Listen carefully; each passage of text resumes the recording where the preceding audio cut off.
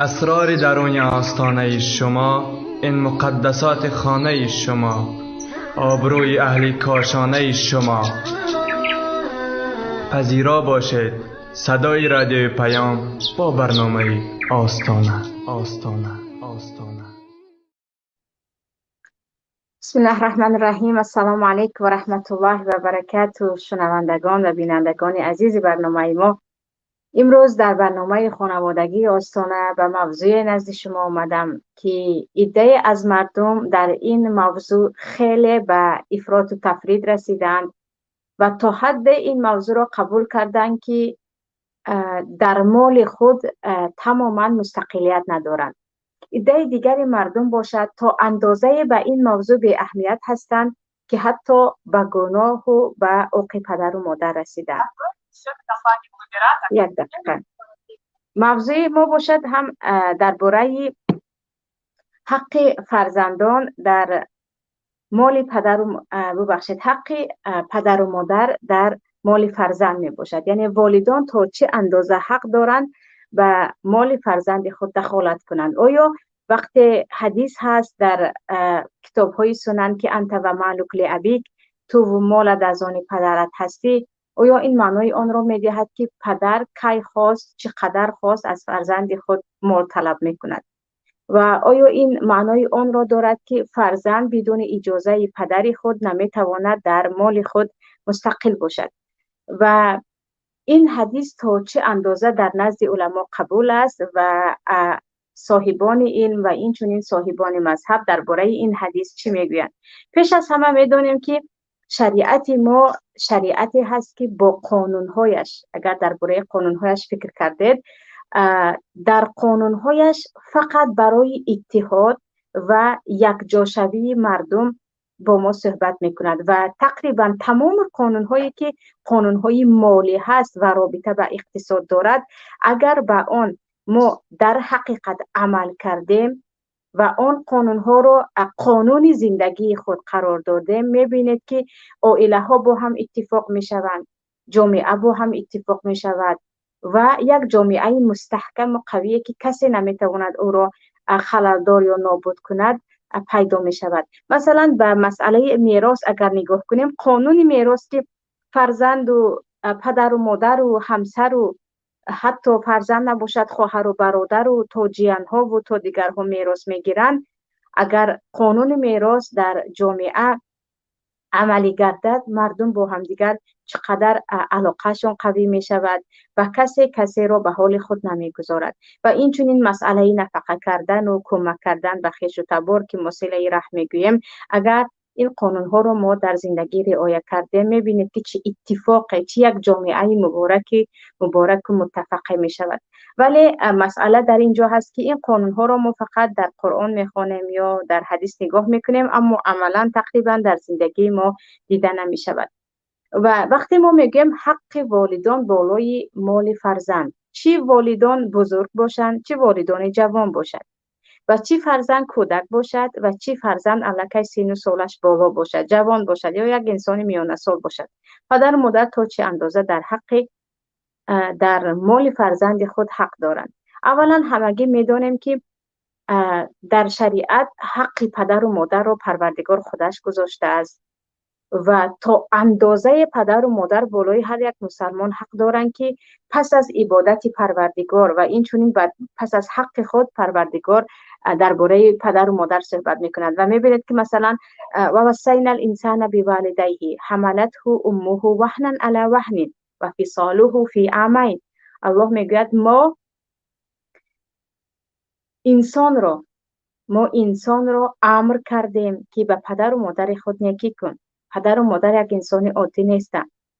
مادر تو را درد کشان برای تو حامله دار بود، یعنی مدتی که در شکم مادر بودی وهنا علی وهن، با سختی ها با درد و رنج میگذشت.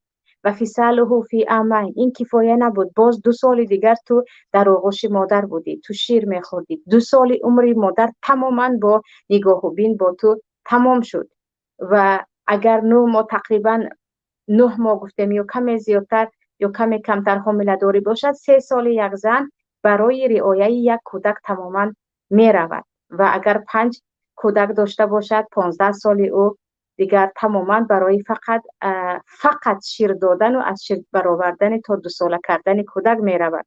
بعد از این هم باز تمام عمرش که فکرش در او است. برای همین الله اینجا یادآور می شود که مادر و این چنین پدر انسان های عادی نیستند. پروردگار تو را خلق کرد، اما پدر و مادر سبب بودن که تو در این دنیا هستی. انشکر لی ولی والدیک، و من تشکر کن پروردگار تو هستم، شکرگزار باش. اما به پدر و مادر خود هم شکرگزار باش. و تشکر گفتن فقط با زبان نیست، فقط با سرود خواندن و شعر خواندن و نوشتن مادر فرشته هست و پدر فرشته هست. تشکر کردن در همه حالت همراه پدر و مادر بودن است، علل خصوص وقتی که آنها پیر هستند، وقتی که الکی مثل پیشتر آنها نه اعصاب دارن، نه اخلاق دارن، نه جسم دارن. یعنی کاملا وقتی انسان ضعیف می شوند که نه برای خود از روی کسب و کار چیز درآمد کرده می توانند و این چنین نه مثل کودک بالای مشاعر خود کنترل کرده می توانند. در این حالت تو باید همراه آنها باشی، هم از جهت نفقه، هم از جهت مهر و محبت و یک جایگی. یعنی حق پدر و مادر در حقیقت تا اندازه تاکید شده است که گشته و برگشته ما در قرآن کریم درباره‌شان و این چنین در حدیث های پیامبر، یعنی یگان نفر نه که دعای او رو پیامبر اینقدر برای ما مهم گفته باشند مثل دعای پدر و مادر.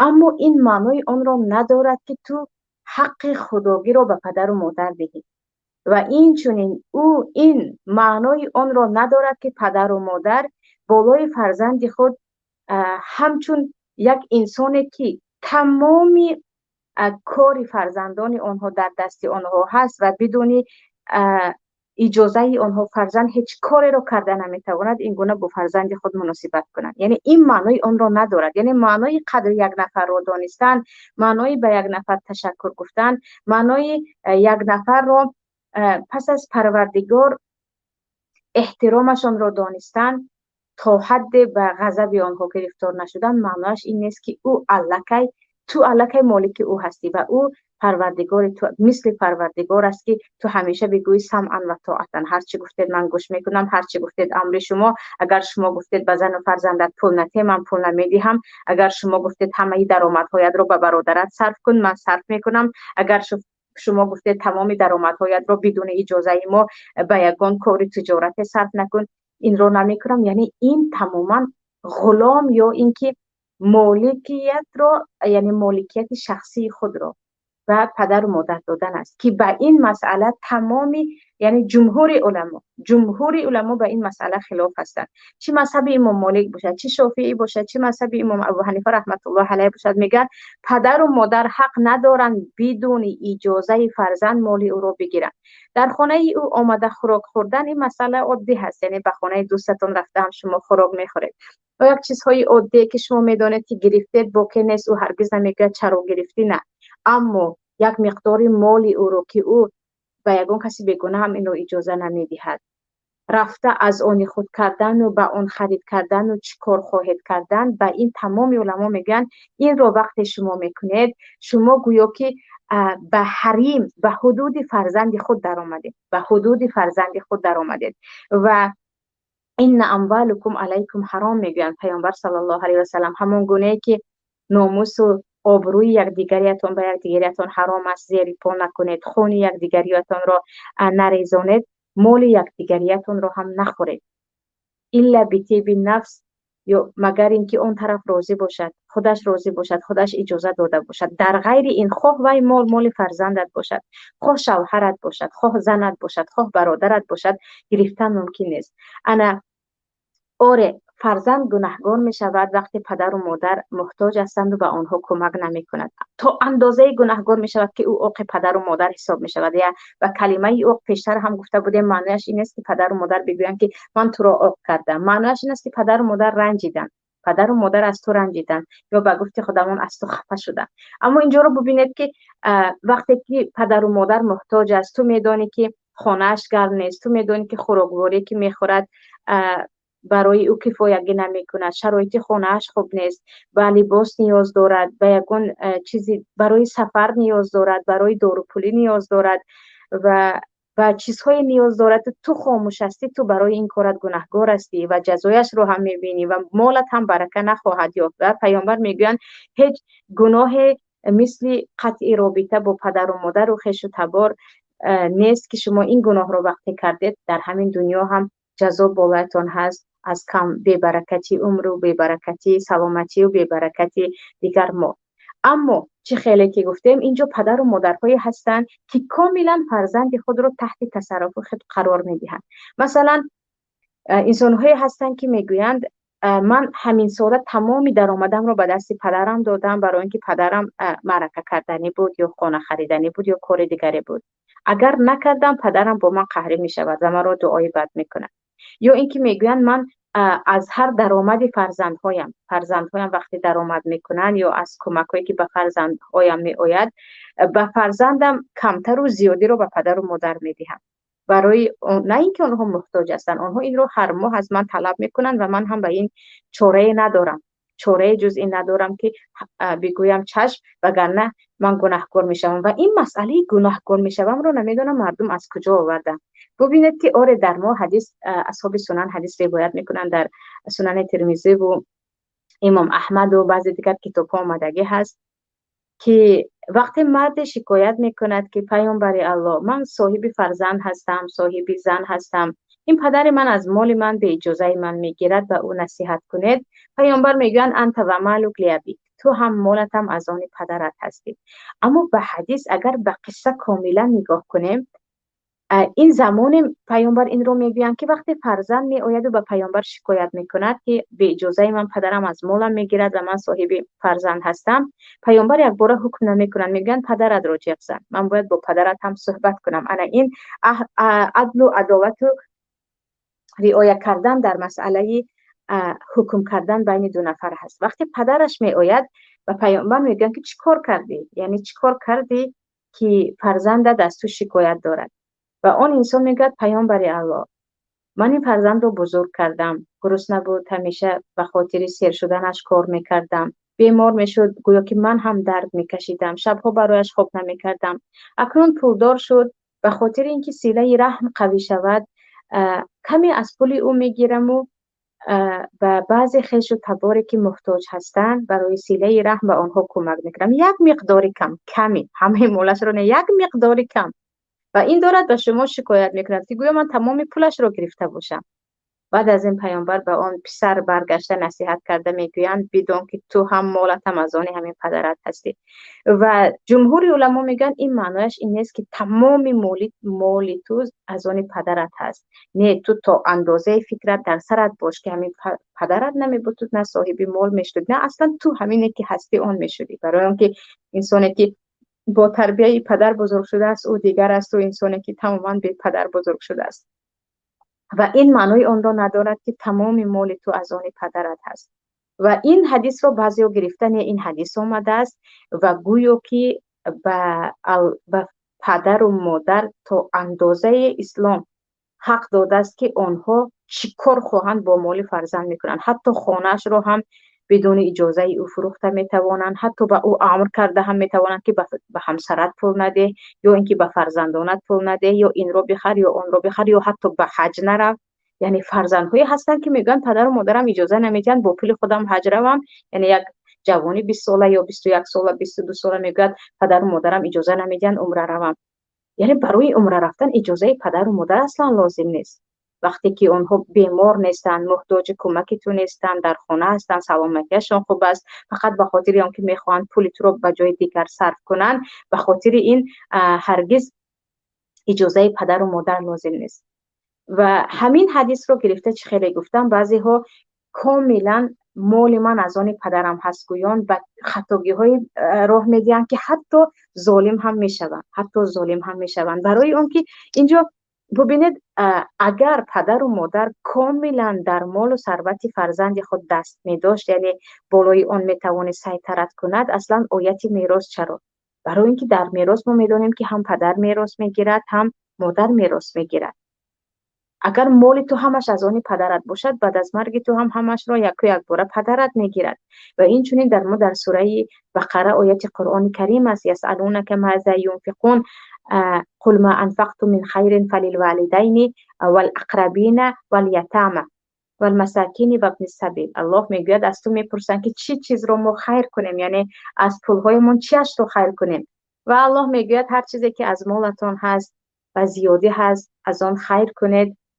للوالدین، یکم به پدر و مادرتان، یکم کسی که تو باید به آنها کمک کنی در حالی که آنها محتاج هستند و دیگران کمک میکنی، اون کمک تو هیچ فایده ای ندارد، برای اینکه اولین نفرانی که سزاوار هستند و حق دار هستند و کمکت اون پدر و مادر. بعد از این میگه ول اقربین و خویش و تبارت، و بعد از خویش و تبار و بعد از پدر و مادرت یتیم ها و آنهایی که محتاج هستند و در راه ماندند و در راه الله هستند. اکنون ببینید اینجا یک مسئله دیگر هست. مسئله ای که ما گفتیم پدر و مادرانی که سن سالشان بالاتر هست و فرزند الکی 20 ساله یا از اون هم کلانتر است و میگویم نه، تو باید همین مقدار به ما هر سال پول پیدا کنی فرستی. و برای چی؟ آیا بیمار هستند که باید فرستی، یا آیا محتاج هستند و همچون نفقه هر ماه هست که در اینجا البته باید پدر و مادر از کمک فرزندان بهره مند شوند. و بارها هم این مسئله رو گفتم، چی دختر باشه چی پسر باشه، یعنی حق والدین فقط بالای مرد نیست، هم مرد و هم زن اگر شرایط داشته باشند و به پدر و مادر کمک نمیکنند و آنها محتاج هستند، هر دو هم حقوق پدر و مادر هستند. هر دو هم حقوق پدر و مادر هستند، اگرچه پدر و مادر حق نگوید، چون اینها سبب رنج آنها شده ایستادن، اینها به گردنشان فرضی که هست انجام نداده ایستادن و این گناهی کبیر است. اما وقتی از فرزند چیزهای طلب میکنند که وی الکی دایره اسراف است، وی الکی دایره اسراف است، و یا اینکه وی چیزهایی هست که حتمی نیست تماما. و فرزند اگر گفت نه من نمیتوانم، من این کارو کردن نمیتوانم، من شرایط ندارم، یا شرایط دارم و من یک نقشه دیگر دارم، الان از این پول ها به شما کمک کردن نمیتوانم، این هرگز گناهکار نمیشود فرزند. و هزار پدر و مادر دعای بد کنن هم و هزار عقد گوین هم عق نمیشود فرزند. زمان دعای بد یک نفر ما رو میگیرد که در این باره هم باید صحبت داشته باشیم، برای آنکه همین گونه سوال به بنده هم خیلی زیاد می آید که خسورم یا پدر شوهرم مرا دعای بد کرد، به خاطر من که مرا طلاق نداد فرزندش را دعای بد کرد، یا مادرم به خاطر اونکه من برای دخترش یا برای یگان کاری که اصلا میدونم ثواب ندارد یا اسراف است یاردم نکردم مرا دعای بد کرد، با من قهر شد و این من تا چه اندازه گناهکار هستم. یعنی این حالت ها پروردگار با خبر است که کی ظالمی که مظلوم است و نه همه دعای بد ها اجابت می شود، نه همه عاق گفتن ها عاق می شود. در اینجا فرزند وقتی گفت نه، البته با ملاطفت و با حکمت و با مهربانی، نه با شدت و نه با غلیظی و نه با سخت رسیدن و دغلی، نه با مهربانی و ملاطفت گفت بار دیگر انشالله دفعه آینده خودی حاضر شرایطی من مساعد نیست، یا اینکه خودی حاضر من یک نقشه دیگر دارم، یا اینکه این کاری که شما گفته ایستاده این یک مجلس یا محفل گناه هست، یا جایی که شما از من میخواهید پول گیرید برای آنجا اصلا پول صرف کردن گناه هست، من این کارو نمیکنم، برای این فرزند هرگز گناهکار نمیشود.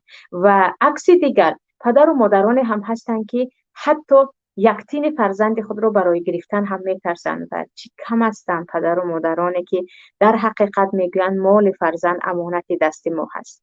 اما این گونه پدر و مادران هستند. اما بعضی از علما میگویند تو وقتی محتاج هستی، تو در حقیقت محتاج هستی، تو حق داری در حد احتیاجت نپرسیده به همان مقداری که فقط محتاج هستی، نه در حدود اسراف و هدیه کردن به دیگران میتوانی از مال فرزندت بگیری. مسئله دیگر مسئله کمک پولی که دولت‌های مهاجرت، دولت‌هایی که مهاجرت میکنه به فرزندان میگن. بعضی دولت‌های اروپا گفتیم یا روسیه تصابیه میگوین کمک پولی به فرزند و کودکان یک مقدار کمک میدهند هر ماه. و بعضی دولت‌های اروپا هم اینجا پدر و مادرای جوانی هستند یا عموما پدر و مادرانی هستند که طرز با اون پول صحبت معامله میکنن، مناسبت میکنن که گویا و پول شخصی خودشون باشد و حتی بین زن و شوهر تلاش هم بعضی میشود که من پدرش هستم، همه اون پول از آنی من است، یا مادر، زیادی مادرها اینها رو من تولد کردم و این پول ها همش از آنی من است، برای اون که من مادر هستم و حق مادر از پدر بالاتر نیست.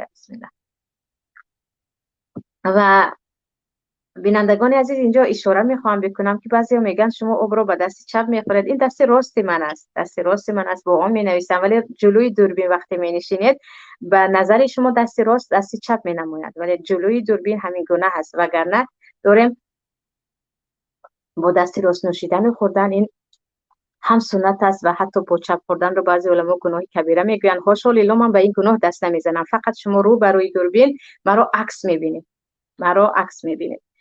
و اینجا گفتیم مسئله پسابیه یا مسئله کمک پولی به فرزند که بعضی پدر و مادر این پول رو باید به این پول آیا مادر زیادی حق دارد یا پدر به این پول زیادی حق دارد و اصلا پدر میتواند این پول رو گیرد و ماشین سواری کند یا برد و به دیگران کمک کند، یا زن میتواند با این پول به خود تلاواری خرد یا اینکه پنهانی از شوهر یک کارهای دیگر کند. عزیزان، این پول پول فرزند است، این امانت امانت کودک است و این آنست منهم رشدا فادفعوا الیهم اموالهم. وقتی شما در فرزند دیدید که وی فرزند بر رشد رشید شد، در پول معامله رو میتواند، فادفعوا الیهم اموالهم، پولشان رو به آنها دهید. این آیت قرآن کریم است. پدر و مادر پول فرزند رو همچون امانت باید نگاه دارند. اوره در حدودی که شما نفقه میکنید به فرزند خود، جای خوبی خوب برای فرزند مهیا میکنید، به همان درآمدش نگاه کرده، به درآمدی که دولت به او میدهد، خوراک خوب به او مهیا میکنید، جای خوبی خوب مهیا میکنید، برای درس خواندنش، عموما برای بزرگ شدن این کودک از همان پول شرایط مهیا میکنید. اگر خودتون محتاج هستید، جای درآمدی ندارید، شرایط ندارید، از اون پول میتوانید در حدود معروف، یعنی در حدودی که اسراف نشود، از حدش نگذرد، به خود استفاده کنید. از همون خوراکش قطعی خورید یا خانه که مهیا کرده قطعی همراهش زندگی کنید. اما این معنیش این نیست که کمکی که دولت به فرزند میدهد اون رو تو اکنام کنی، از اون تو میتوان به شخصیت خودت استفاده کنی، برای معرکه استفاده کنی، برای خانه برای خودت استفاده کنی، پدر برای خود خیل به خیل ماشین خریدن استفاده کند، یا برای سیر و سیاحت، یا برای کمک به پدر و مادرش. فرزند به پدر و مادر خود از مال خود باید کمک کند، نه از مال فرزندش.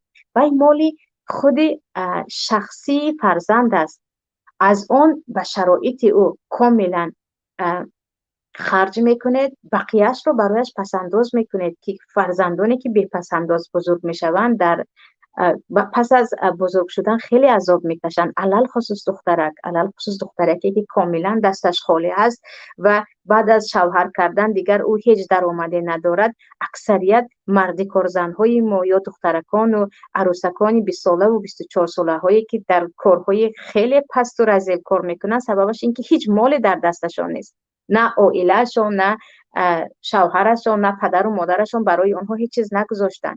یعنی این شرایط تو که به فرزندان وقوع نشود، باید پدر و مادر این پول فرزندان رو همچون امانت فرزند باید با اون مناسبت کنند. اینجا فرزند فراموش شده است، زیادی زنها زیادیشون این پول من است، برای اینکه فرزندانی من است، این رو دولت به من میگه. اگر دولت گفت این پول برای مادر است، تو چی کار خواهی کن با اون؟ چی کار خواهی کن؟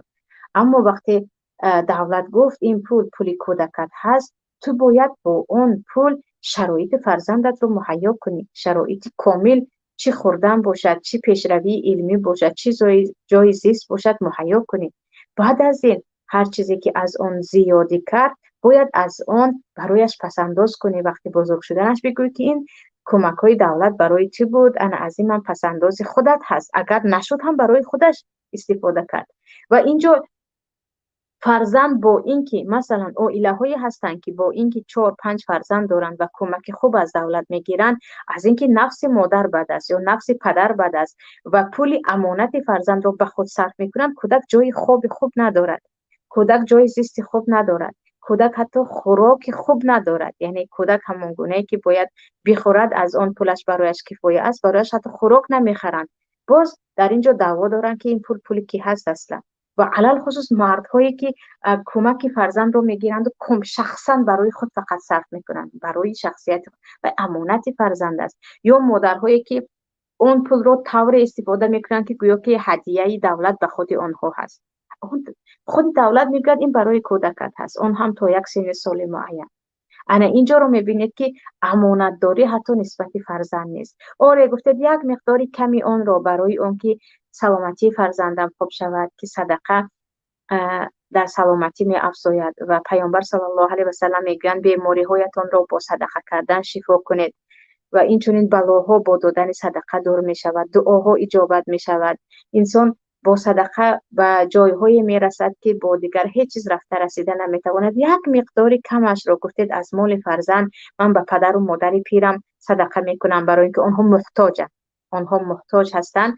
از مال فرزندانم به پدر و مادرم می دهم. این باکی ندارد، یک مقداری معروفش، اما اون رو کاملا از آن خود کردن، تماما از آن مال رو گویا که وی از حق فرزند نیست و از فرزند هم پنهان کردن و جایش آید چیزهایی که فرزند به آن نیاز دارد حتی آن رو نخریدن و اکنام کردن و برای لباس خود شخصی و برای ماشین شخصی خود استفاده کردن، دزدی مال فرزند خود است. انا وقتی به بعضی میگه نه این امانت فرزندت هست، وقتی دولت به نام فرزندت داد تو خودت باید درآمد داشته باشی، تو باید خودت درآمد داشته باشی. مادر نه، مادر نفقش به گردن شوهرش هست، مرد باید زن خود را کاملا از مهیا کند، اما پدر خودش باید درآمد داشته باشد. نه اینکه نه فرزندان من درآمد دارند، من از اون درآمدها چه خیلی خواهم استفاده میکنم. گفته از اون گرفته کاملا استفاده کردن این چی است؟ استفاده بردن مال فرزند است که به این شریعت اجازه نمیدهد. یگان عالم به این اجازه نمیدهد. این امانت فرزند رو اسراف کردن نباشد، هم از آن خود کردن است. از آن خود کردن است که مسئله پسابیه یا اینکه مسئله کمک پولی به کودک هم باید در این مسئله پدر و مادر مسلمان خیلی و خیلی همچون امانت نگاه کنند، همچون امانت نگاه کنند و نگذارن که پس از بزرگ شدن دست فرزندانشان کاملا خالی باشد و هیچ چیز در دست آنها نباشد و بعدن بگویند که نه با پول تو ما انا اینجا کردیم اون رو کردیم. آره سیاحت برای فرزندان باشد باکی ندارد، خواندن و پیشروی باشد باکی ندارد، خانه خوب برای جای زیستی خوب برای فرزندها باشد باکی ندارد، اما از هر طرف اکنام کردن، از هر طرف اون پول رو از این سو و از اون سو برای خود گرفتن و بعدن فرزندان رو کاملا به حال خودش موندن، کاملا به حال خود که گویا که بعداً باز فرزند نیاز دارد، باز فرزند محتاج است، علل خصوص کلان شد در دستی او هیچ چیز وجود ندارد. انا این رو میگویند استفاده کردن و استغلال کردن و از حق خود کردن و تماما به امانتی که امانت فرزندت بود و اون اهمیت ندادن می باشد. اما این گفته ها عزیزان مسئله رو باید خیلی خیلی وسیع نگاه کرد.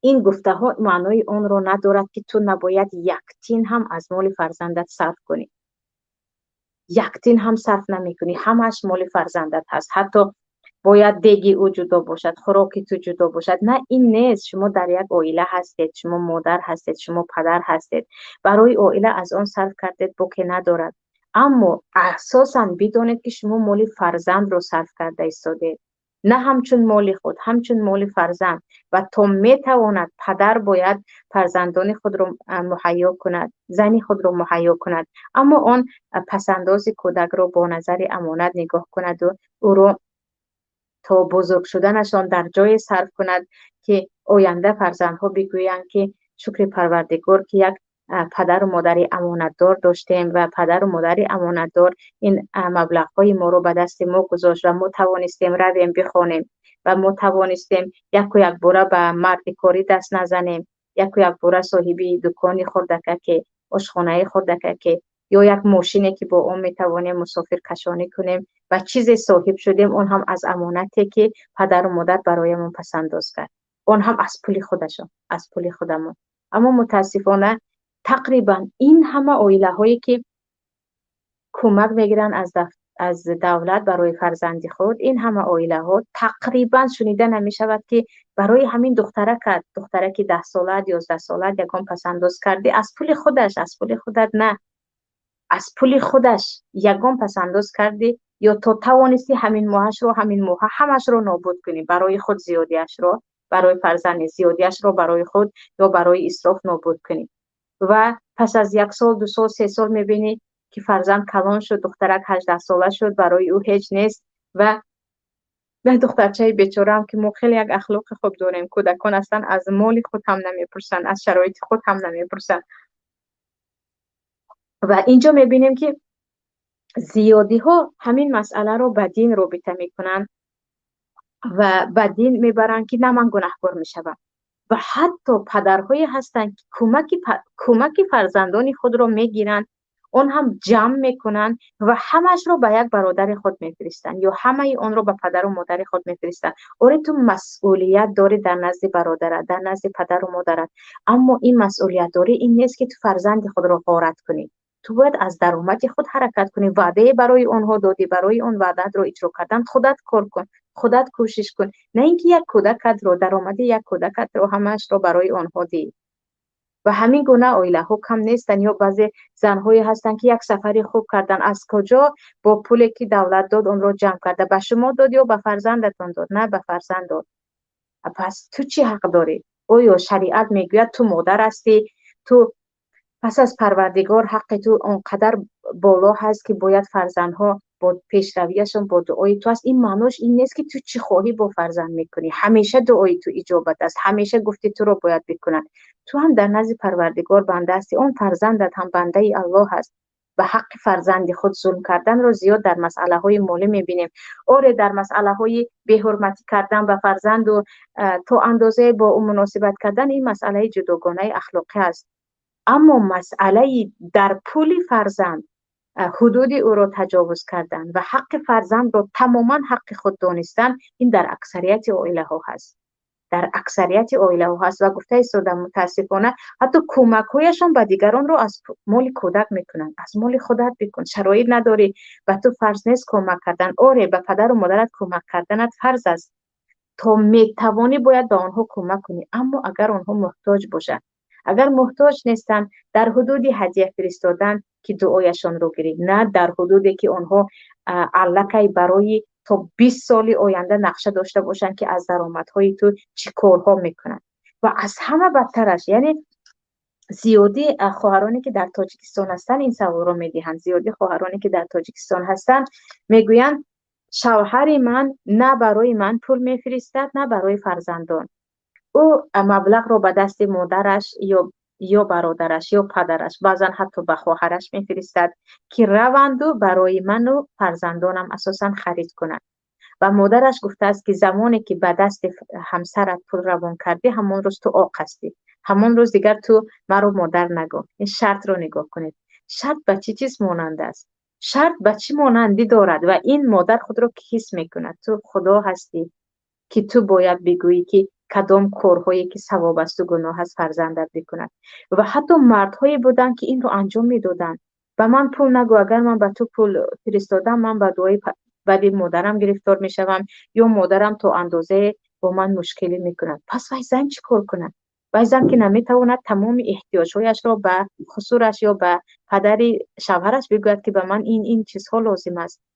وای زن تو چه اندازه نگاه کنید یک فرزند، اینجا رو میگیم پدر و مادر رو تا مکان مقدسی برآوردید که حتی در گناه کردن هم اطاعت آنها رو میکنید، اما در این مسئله ها باید فرزند کاملا با پدر و مادر روشن صحبت کند، آنها بدانند که حدود دارد، یعنی اطاعت کردن حدود دارد. و یک پدر اگر به فرزندان خرد خود نفقه نکرد و همسر خود نفقه نکرد، او دزد حساب می شود، او دزد است در نزد پروردگار، او دزد است، برای آنکه او آن نفقه که الله برایش فرض گردانید و علی المولود له رزقهن و کسوتهن بالمعروف آن را انجام نداد. یعنی نباید تو به دزدی راه روی، نباید به ظلم راه روی و بگویی که نه پدر و مادرم امر کردن من این رو انجام میدهم، انجام ندادم، عاق نمیشوی، برعکس به غضب خداوند گرفتار میشوی. اگر وقتی که تو گفتی به خاطر پدر و مادر من به فرزند خود پول نمیفرستم، یا به همسرم که محتاج است و به گردن من شرایط مادی او را تامین کردن حتمی است، و او یکان تین روان نمیکنم. یعنی اینجا برعکس فرزند گناهگار می شود و این مسئله رو نباید پدر و مادر استقلال کنن یا اینکه از این استفاده کنن که نه من پدر و مادر هستم، در مسئله های مالی هم من بالای او حق دارم. حتی در مسئله ازدواج ببینید، در ما پدر و مادر حق ندارد دیگر همین رو تو با همین نفر ازدواج میکنی، چی به دختر چی به پسر. یعنی به این چیز حق تو پدر و مادر حق ندارد. این معنیش چی رو میفرماند؟ معنیش این است که اسلام آمد تا بگوید که شما یک فرد آزادی هستید که فقط باید اطاعت الله را کنید. دیگر هر کسی را که اطاعت میکنید، اگر آن اطاعت با امر پروردگار خلاف نباشد میتوانید آن را انجام دهید، وگرنه تو فقط در برابر حکم های پروردگارت، قانون های پروردگارت یک برده و بنده و غلام هستی. هرچی او میگوید انجام میدهی و سعادت تو هم در درون همین است.